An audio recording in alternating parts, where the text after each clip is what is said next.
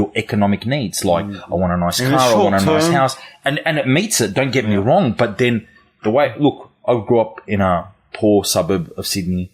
I grew up, lower class, lower socioeconomic area. And I, like everyone else, growing up in that bad area of Sydney, had a Scarface fantasy. And this is what I call it. This is the name I've made up. It's called the Scarface fantasy. And it's, this image of, I'm going to be a mad gangster. I'm going to be like this hectic drug dealer. Well, I'm going to, but you know what I mean? Like, I'm going to get down whatever you're supposed to be. No, but you know what I mean? Like, and I'm going to find a hot chick that looks like Michelle Pfeiffer, and she's going to be with me, and, people are going to fear me, and people are going to respect me, and I'm going to want it.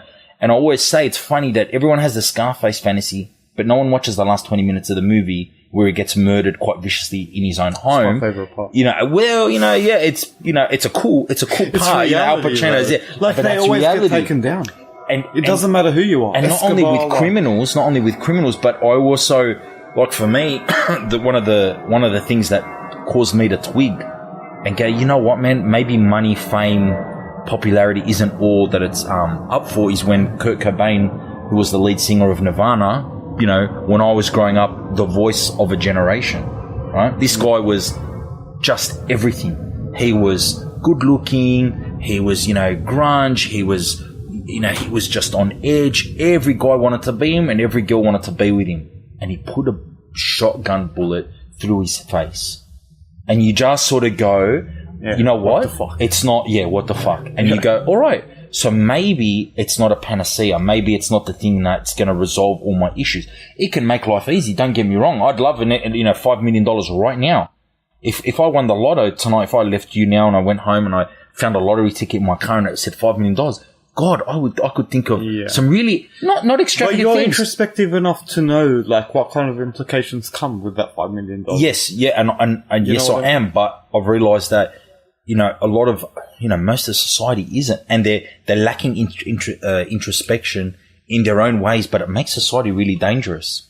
It makes society really, really dangerous. So, the thing that I've been, I guess, obsessed with in the last couple of years are the social justice warriors and how they're affecting society. Are they that big in Australia, though? Yeah, I would say they are. Really? Yeah, absolutely. And it's not in the same sense that they're protesting at universities in the thousands and,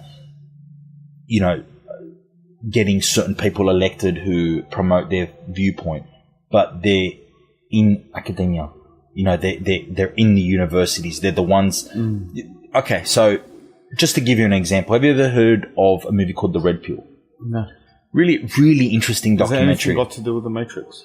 No, but, yes, because the red pill term, so the background is that the red pill is a term that was sort of coined, one of the things on the net, and it was supposed to reflect, obviously in the movie, in the Matrix, Neo is faced with, two pills, a blue pill and a red pill. And the blue pill, you'll go back to your life, you'll forget who I am.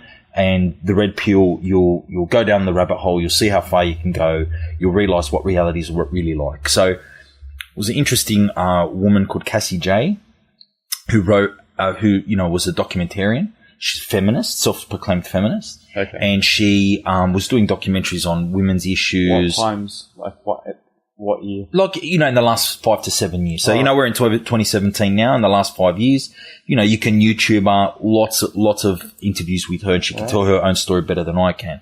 But she wanted to do a documentary, I think, about rape culture, which was and still is quite a very big subject in the US. It's getting bigger with this Hollywood thing. Massive. Like, massive. I feel that when... And massive in different ways. Yeah.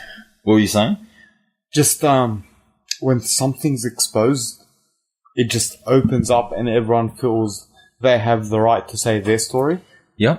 It's something about them being just comfortable because everyone said their story. I did notice that, eh? Like, everyone just would say, oh, yeah, me too, man. Like that me dude, too. Steven Seagal. Like, he seems like a creep, right? Yeah. I enjoyed some of his movies. I love like Seagal, Under man. Siege. Yeah, man. I enjoyed that shit. But now I see him, I'm like, what a broken, unfit man. And then you see him today, rape allegations, so many of them, 3. And I'm like, yeah, that kind of makes sense. Yeah, but we've got to be careful with it too, because the mob mentality really does drive people into corners that we don't want to go in. And, you know, that sort of ability to stop and pause and go, is the thing that I'm being told now the truth? Yeah. Is it really what's actually happening? And this is the other side of the coin. Don't know. What if once the it happened to me? there. Well, what happened to me? Yeah. So what if someone said, hey, you know, Albert Ossiely, he's a rapist and he raped me. I'd just like to set the record straight. Yeah, I'm not a rapist. Pure. I've never... No, I've been so pure. I have just researched sex just yesterday. Yesterday. Okay. I didn't know how to spell it before yesterday. No, but you know... but you know what I mean? Just gender before that. That's it. And, you know, what would I do? I always think, like, in all honesty, what would I do? So I know I've never sexually assaulted anyone. I know that I've never raped anyone. I know that there's not a woman on this earth that could say, yep, Albert made me feel really uncomfortable. He gave me a drink he shouldn't have. He touched me in an appropriate way. Once the allegation's out there. Man, that's it. The dirt's there. Reputation's But then what do we all do? Like, I recognize this about myself. Like, I recognize that I live in a society where if I was accused, you know what would happen? I'd probably be suspended from my job while an investigation was conducted. Yeah. My wife would, you know, be asking lots and lots of questions. She'd feel very, very uncomfortable. I wouldn't be surprised if other cousins, female cousins, would be uncomfortable to be around me, not invite me over to dinners, to family functions. You'll be demonized. I'll be demonized. I'll invite you, won't it? You'll invite me, yes, but you're part of the patriarchy. You know, so you got to realize that. I don't know. But you know, what would I do, man? Okay, wait. First, let's go back to your job. All right. Yeah. You just said you'll be suspended from your job. Yeah. What do you do for work? I'm a copper, so I'm in the feds. Been in the job for 15 years. Great job. Really, really interesting job.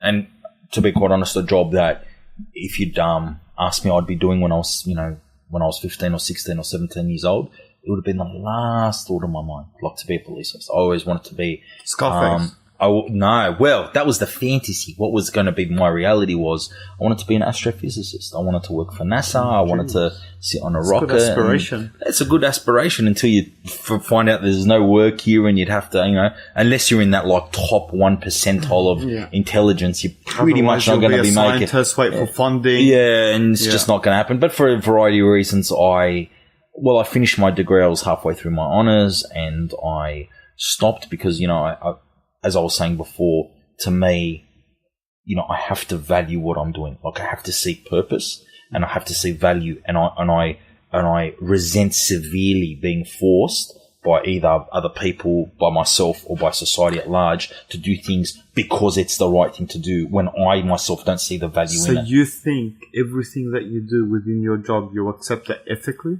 and morally? I try to. I really, really like... Do you have to convince yourself, though? Of course, but I think that's with anything. I think, like, if I'm being honest, but of course I have to convince myself ethically and morally. So, you know, like, I'll give you an interesting thing. So, you know, have I arrested people for importing drugs? Well, the answer is yes.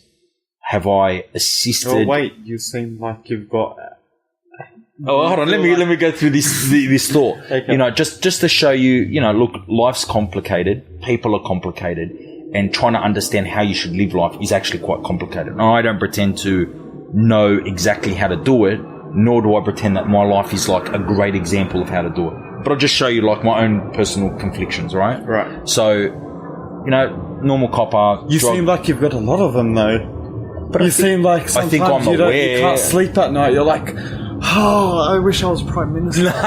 Well, you know what, man? I think, yeah, I'm one of those people that I think I've got a lot to say, and I'm a big blabbermouth, and you know, people probably prefer that I want to shut up. But you know, like, you know, I've arrested people for drugs. You know, I've assisted in investigations where, you know, I gather evidence just like any other police officer does to prosecute people for importing drugs. But if you ask me, what should we do with the drug problem? I think we should legalize, right, completely.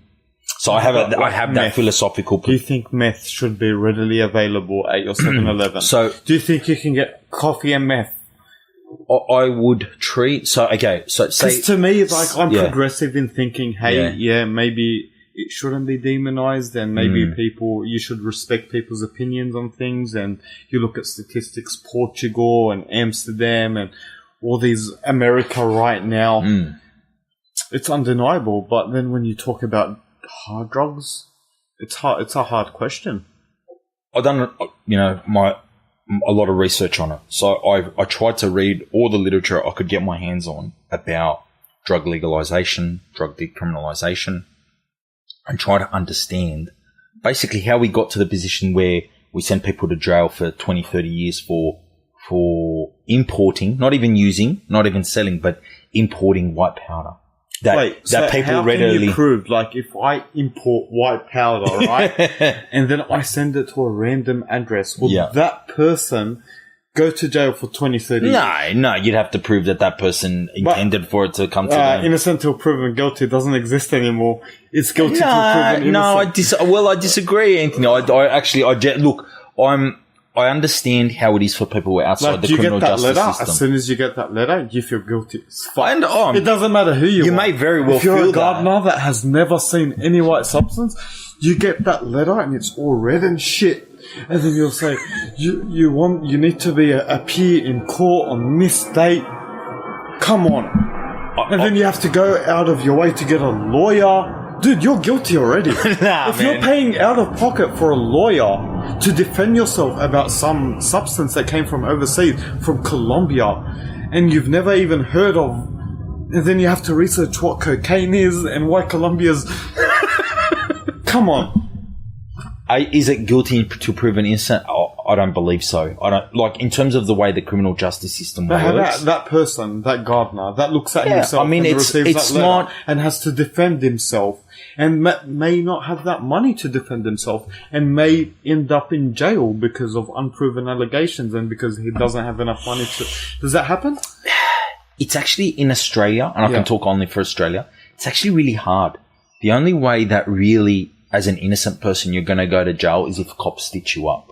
Like, and I'm being serious. Yep, if the cops used to, I reckon pre-Royal Commission days, absolutely did.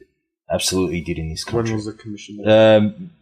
Royal Commission in the state of New South Wales. So basically, for those who don't know what a Royal Commission is, there were huge problems with police and police corruption in Australia as a whole. And it was an open secret that uniform police, so, state police in New South Wales, Queensland, back in the bad old days, worked readily hand in hand with local gangsters. So local, when brothels were illegal, when prostitution was illegal, when gambling was illegal, there were no casinos. It was just open knowledge. You paid the local police, their percentage. They wouldn't raid your clubs. Maybe they'll raid the clubs or the brothels of your opponents. And it was just a happy system. And pretty much at the same time, there were a couple of really important royal commissions, which are basically these really draconian, and I have to admit what it is, they're these draconian powers to establish an investigative body that can force anyone to attend. You have to attend, and you have to answer questions, even if those questions implicate you in crime. So you don't have the normal cover of, I have the right to silence. Yeah, you don't have the right to silence. Now, there's certain aspects of the Royal Commission which mean that, you can close the court and, the judge can hear your evidence, in a secret manner, but they will hear it. And so the way the Royal Commissions were working were these investigators, particularly from other states, were brought in, say into New South Wales. They were investigating crooked cops. They were investigating those cops and their ties to organised crime. And then they would just basically go through and roll people. So what that means is they would, go up to a low-level cop, go, look, we know that you're taking $5,000, $500 a week from, person A, and then he would snitch and he would wear a wire, and then it would just go up and up the chain. Now, in Queensland, they had their own Royal Commission that went all the way up to the Premier at the time, Sir Bjelke Peterson. During the 90s? During the 90s. Yeah. It's a big deal. And that's not really, we're not talking about a century ago. We're talking, I'm 38. I'm talking in my lifetime. Within 20 years, yeah. It's within 20 years, man. Yeah. We're talking about police forces that were, certain divisions in certain areas and who knows pretty going corrupt. On now that's not looked at. Yeah, look. Because now, the level of sophistication to get away with something that's illegal But it's different. The culture's changed. So How I joined. has it changed? So when I joined the AFP in '02, right? And I tested